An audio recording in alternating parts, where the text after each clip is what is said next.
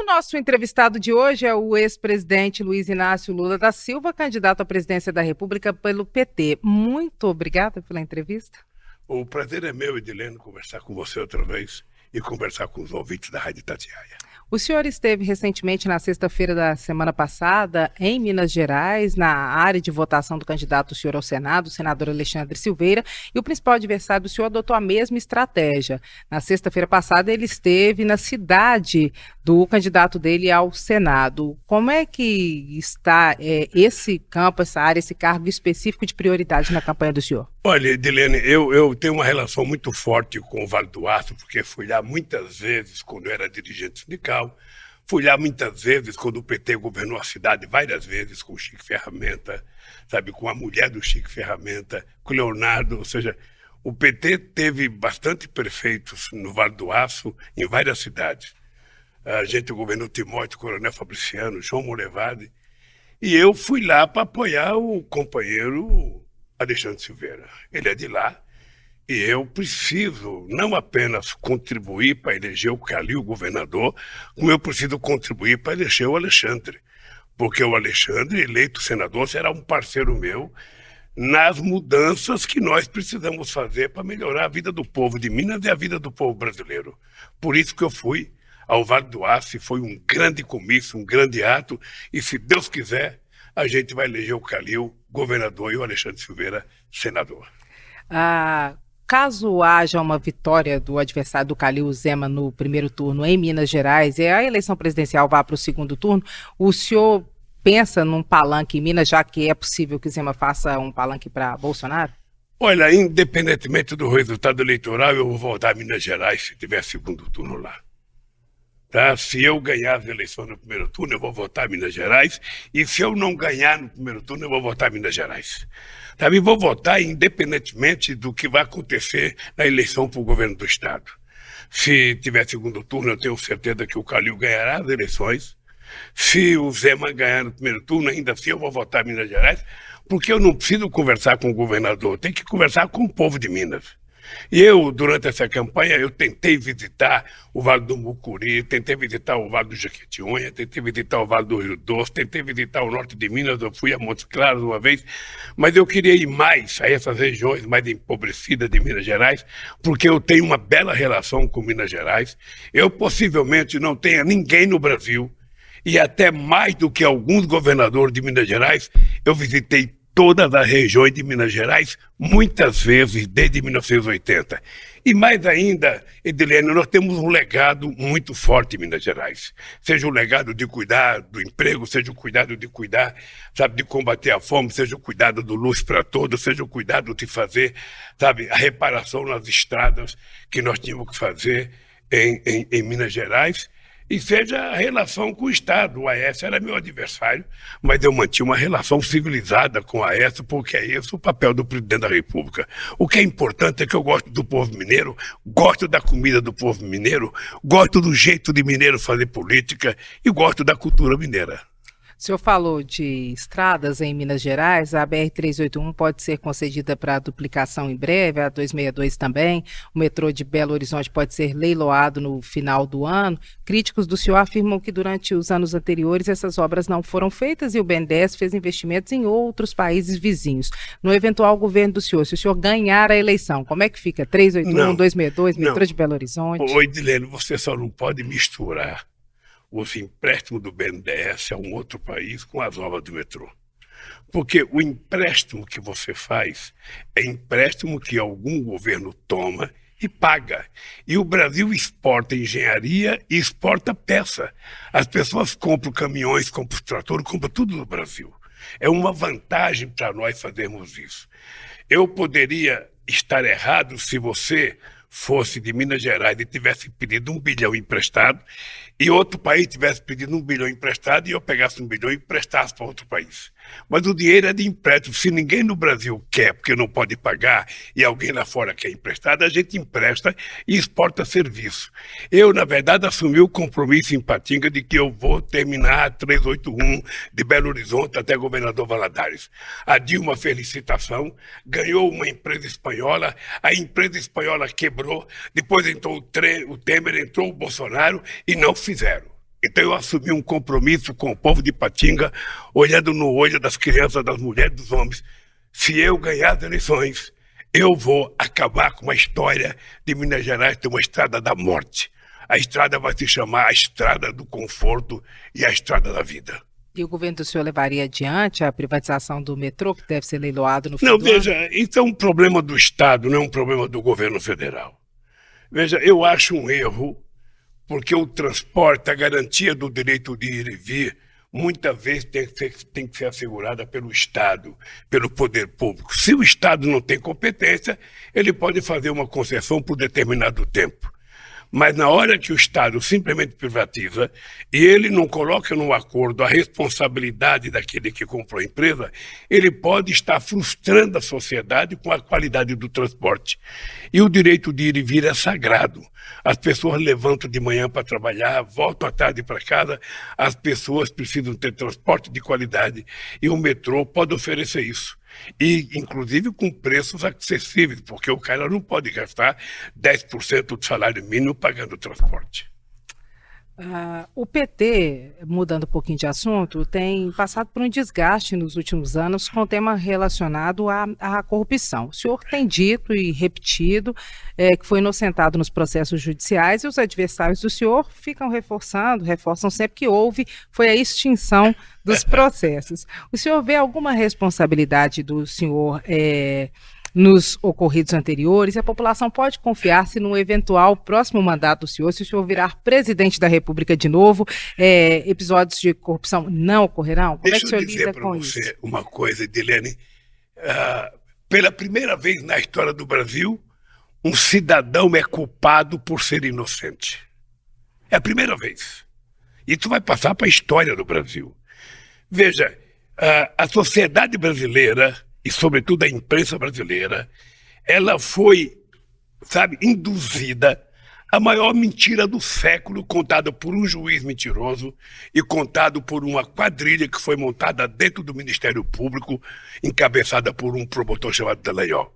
Eu disse que era mentira e eu provei não apenas que era mentira e que eu era inocente, como eu provei a verdade da culpabilidade dele.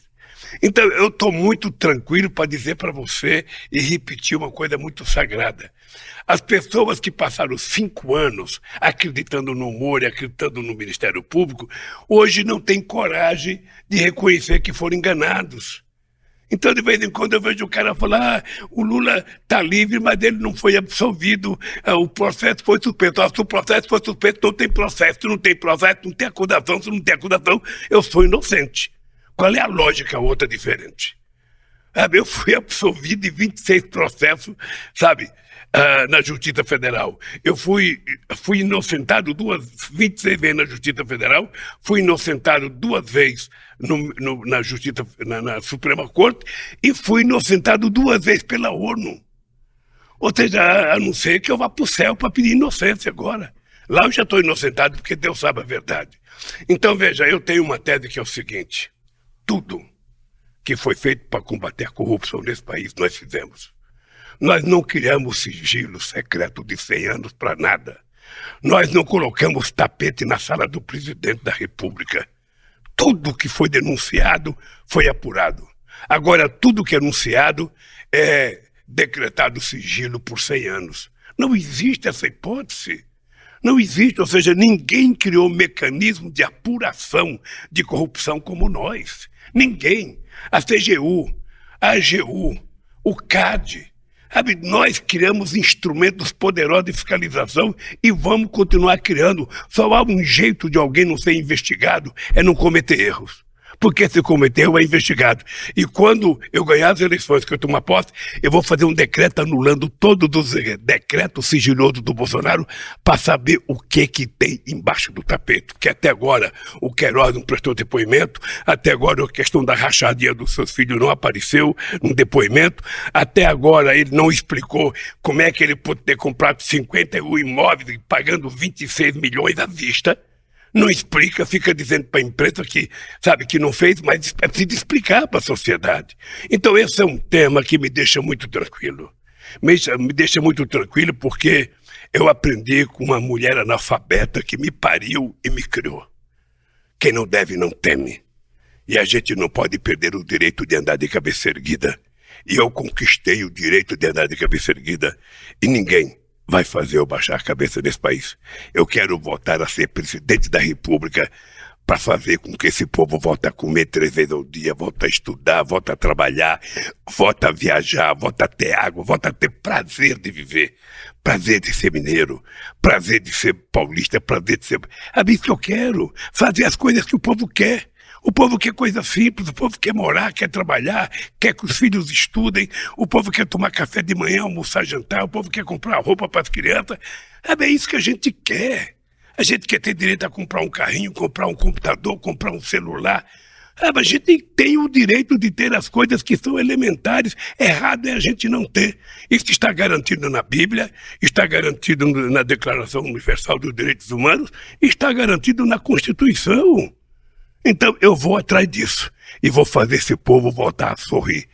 E quando eu digo todo dia, ele vai poder voltar a comer um churrasquinho, uma picanha assada, um alcatra, uma costela, e ainda, se puder, tomando uma cervejinha gelada. Se não gostar de beber, pode tomar água ou qualquer refrigerante. E se não gostar de carne, vai ter uma agricultura familiar plantando verduras, sabe, e alimentos saudáveis para o povo comer. É esse Brasil, Edilene, que me coloca de volta. Eu acredito que nós vamos ganhar esse jogo e resolver o problema do povo brasileiro. O senhor hoje recebeu apoio de ex-atletas, também de ex-tucanos. O senhor acredita que possa ganhar a eleição ainda no primeiro turno? Ô Edilene, toda a eleição que eu disputei para ganhar no primeiro turno. Toda. Sabe, em 2002 eu queria ganhar no primeiro turno, 2006, 2010 com a Dilma, 2014, 2018 com o Haddad. Não foi possível, mas eu trabalho com a ideia de ganhar no primeiro turno. Trabalho, faço as coisas bem feitas, faço reuniões bem feitas. Sabe, agora se não der, vai ter segundo turno. Eu já ganhei do Serra, já ganhei do Alckmin, a Dilma já ganhou do Serra, já ganhou do Alckmin, ou seja, não tem problema o segundo turno para nós. A diferença é que agora a gente tem um genocida governando esse país. Um cara que não gosta de democracia. Um cara que ataca as pessoas, um cara que manda matar. Um cara que não derramou uma lágrima por mais de 680 vítimas do Covid. O cara que não chorou por uma pessoa idosa, por uma mulher, por uma criança. O cara que não se preocupou com as crianças que estão órfãs. O cara que não se preocupou com o atraso que as crianças brasileiras tiveram na escola por conta do Covid. E eu não culpo ele pelo Covid, eu culpo a irresponsabilidade de não saber tratar. Ele poderia ter ouvido a Organização Mundial da Saúde. Ele poderia ter ouvido os Institutos Butantan, sabe? Ele poderia ter ouvido os cientistas, os secretários. Não, ele resolveu brincar. Resolveu brincar com a morte de pessoas que estavam morrendo por falta de ar. Resolveu brincar com as pessoas que estavam entubadas. Ou seja, é por isso que eu acho que ele tem responsabilidade por mais da metade das pessoas que morreram nesse país. Se ele tivesse feito as coisas certas, essas pessoas não teriam morrido. O senhor acredita que nos dois cenários o senhor venceria, tanto no primeiro quanto a eleição para o segundo turno? Eu acho que não tem jeito, o povo quer se livrar do Bolsonaro. O Brasil precisa se livrar do Bolsonaro. O Brasil precisa de alguém que goste do povo. Eu digo sempre o seguinte, eu não quero ganhar para governar, eu quero ganhar para cuidar do povo. Sabe, cuidar das pessoas que mais precisam. Cuidar das pessoas que querem ver os seus filhos felizes, que querem ver os seus filhos sair na rua e brincar sem uma bala perdida matá-los. Sabe, eu quero que as pessoas arrumem emprego e que as pessoas possam cuidar da sua família com o suor do seu trabalho. É tudo isso que eu quero, Edilene.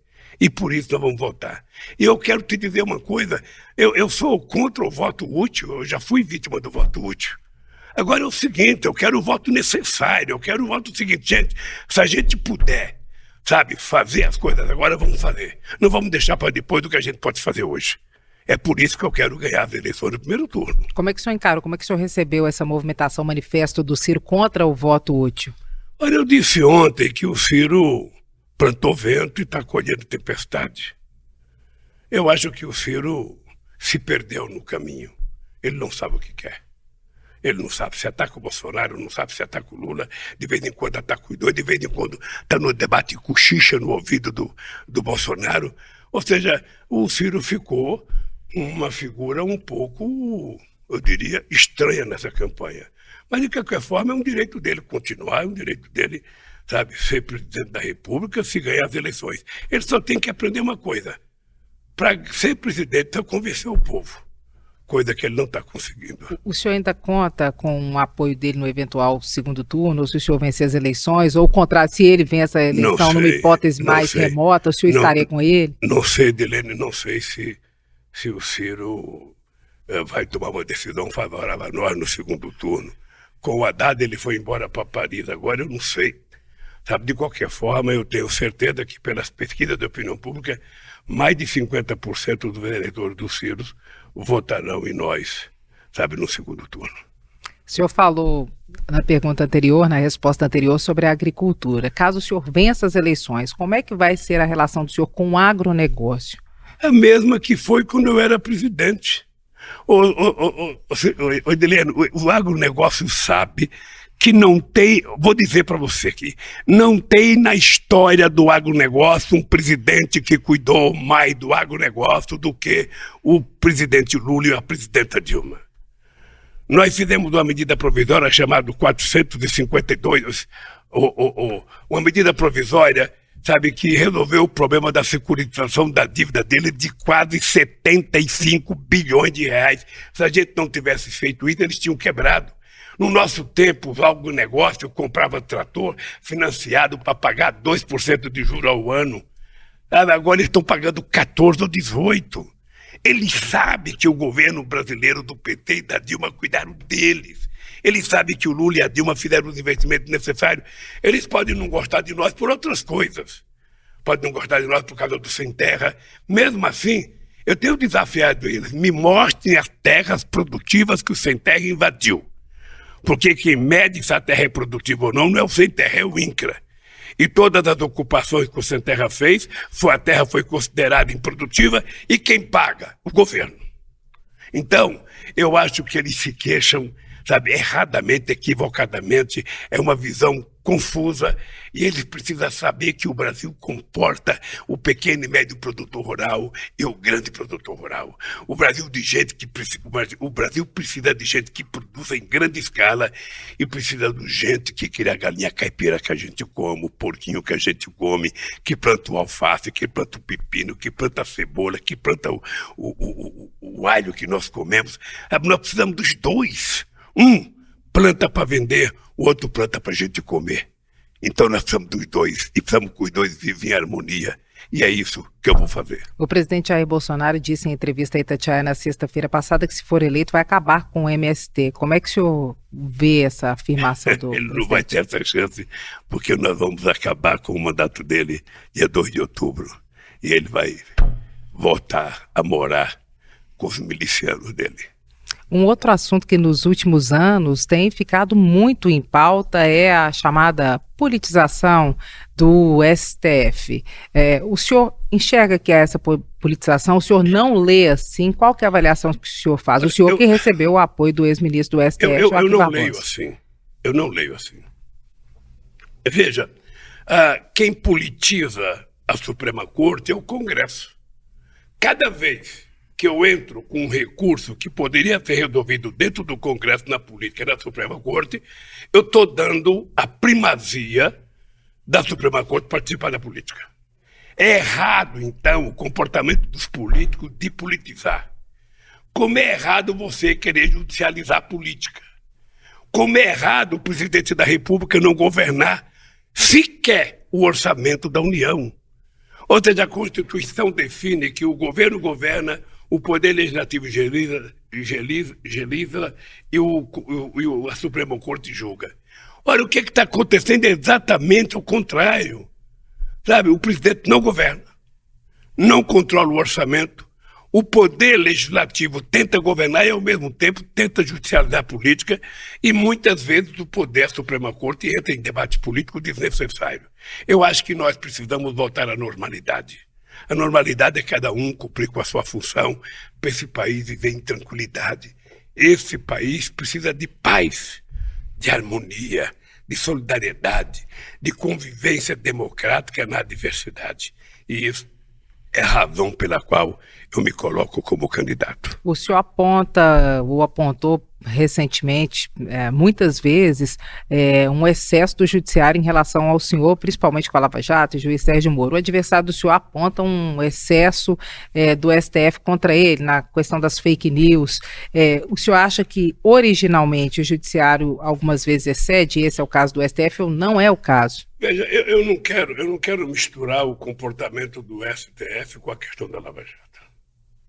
Tá? A Lava Jato fazia parte de um conluio entre um juiz, um grupo-tarefa do Ministério Público, eu diria, que o Departamento de Justiça dos Estados Unidos, algumas empresas multinacionais que tentaram destruir aquilo que nós fizemos.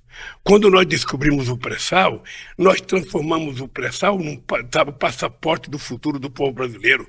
75% do royalties da Petrobras ia ser para investir em educação, saúde, ciência e tecnologia. A lei da partilha dava prioridade na Petrobras, na prospecção do petróleo. As pessoas naquela época diziam que o petróleo estava muito fundo, a 7 mil metros de profundidade, que a gente não ia conseguir tirar. Hoje o barril do petróleo é tirado de 7 mil metros de profundidade no mesmo preço do petróleo da Arábia Saudita. Então não tem sentido a gasolina ter o preço que tem, o querosene ter o preço que tem, o diesel ter o preço que tem e o gás de cozinha ter o preço que tem. Eu fui presidente 8 anos, Edilene, e o gás de cozinha não aumentou. Então é preciso que a gente assuma a responsabilidade de fazer esse país voltar a crescer. Esse país, ser um país, que garanta a sua soberania, cuidando do nosso povo. Então, eu te confesso uma coisa, nós vamos cuidar desse país com muito carinho. Nós vamos fazer com que esse país dê ao povo brasileiro aquilo que ele tem direito. Nós precisamos aumentar todo ano o salário mínimo, nós precisamos garantir qualidade de educação, nós precisamos garantir creche para que as mães tenham liberdade de trabalhar fora de casa, nós precisamos fazer com que todas as categorias tenham aumento de salário. Esse país nós já construímos, Edilene. Esse país de 2010 de 2003 a 2010 foi construído por mim e depois até 2016 pela Dilma. Você lembra, Edilene, que quando eu cheguei na presidência em 2003, a inflação era 12%, ela caiu para 4,5%. Você lembra que a dívida pública era 60,5% do PIB, ela caiu para 37%. Você se lembra que o desemprego era 12% e nós geramos 22 milhões de empregos. Você se lembra que a gente tinha uma dívida de 30 bilhões com o FMI, nós pagamos a dívida e fizemos uma reserva de 370 bilhões de dólares. Nós tínhamos 100 bilhões de fluxo de balança comercial, exportação e importação, nós passamos para quase 500 bilhões. Esse país virou importante, esse país era a 12ª economia do mundo, conquistou a 6ª posição, virou a 6ª economia do mundo. Então esse país tem um potencial extraordinário. É por isso que tem que ter um presidente que cuide do povo, que mantenha relações com o mundo inteiro, que gosta dos Estados Unidos, que gosta da Europa, que gosta da Argentina. Esse presidente que nós temos, ele fica falando mal de todo mundo. Ele não se dá com ninguém, ninguém quer recebê-lo e ninguém quer vir aqui. Sabe? E eu vou tomar posse e vou restabelecer a política internacional altiva e ativa. Nós gostamos de todos e queremos que todos gostem de nós. Esse é o Brasil que a gente vai construir. O senhor falou do governo da ex-presidente Dilma, que acabou sendo o alvo de um impeachment. Quando o senhor olha pelo retrovisor, em algum momento o senhor arrepende de ter encampado a candidatura dela ou não? O senhor está completamente tranquilo com isso? Edilene, eu tenho orgulho de ter indicado a primeira mulher presidenta da República desse país.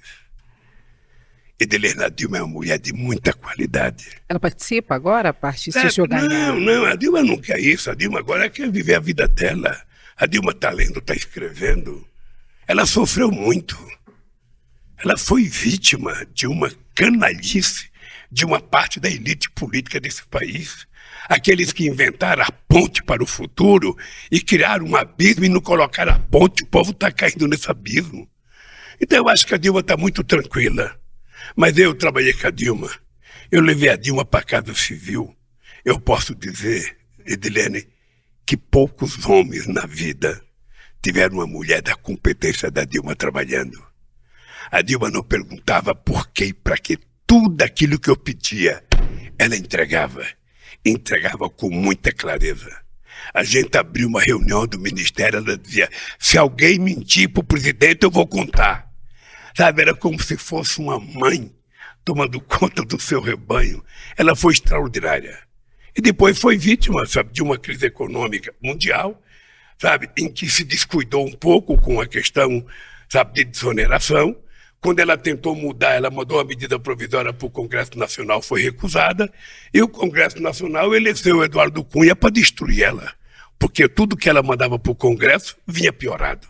Ela mandava a palavra A, vinha a palavra B. Ela mandava B, vinha a palavra W, a letra W. Ou seja, ela efetivamente teve no Eduardo Cunha um dos construtores da derrubada dela. Qual vai ser a prioridade do senhor no próximo mandato, caso o senhor seja eleito? O que é a principal linha do plano de governo do senhor? Edilene, tem uma coisa que é o seguinte, a fome não pode esperar. A fome é feia.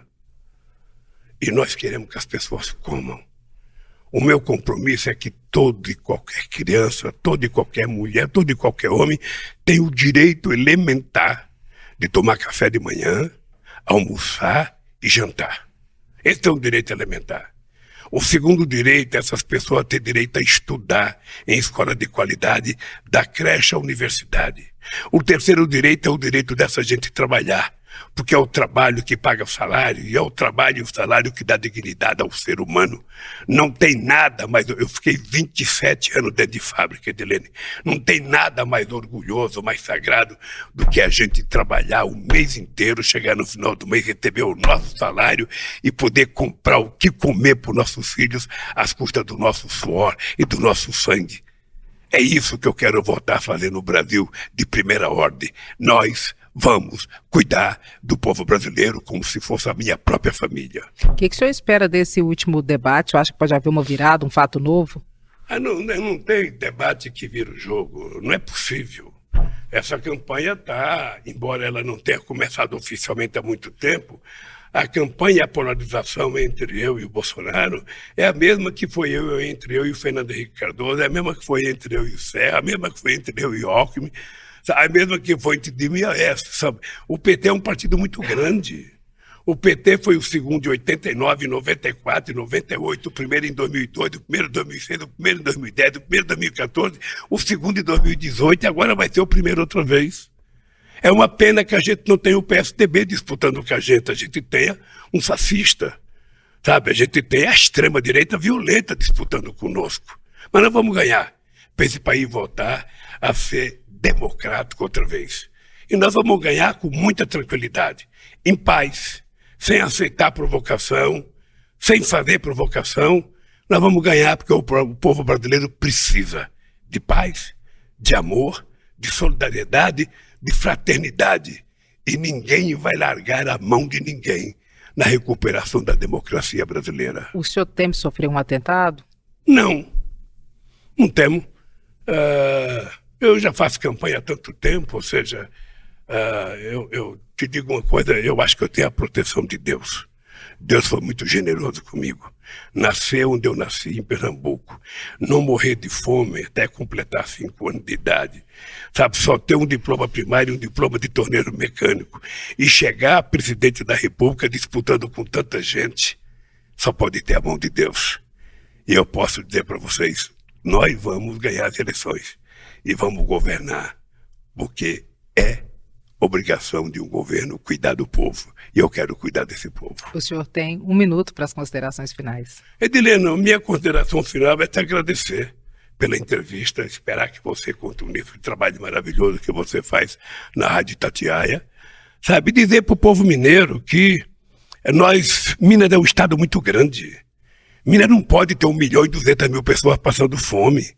Minas não pode ter o desemprego que tem.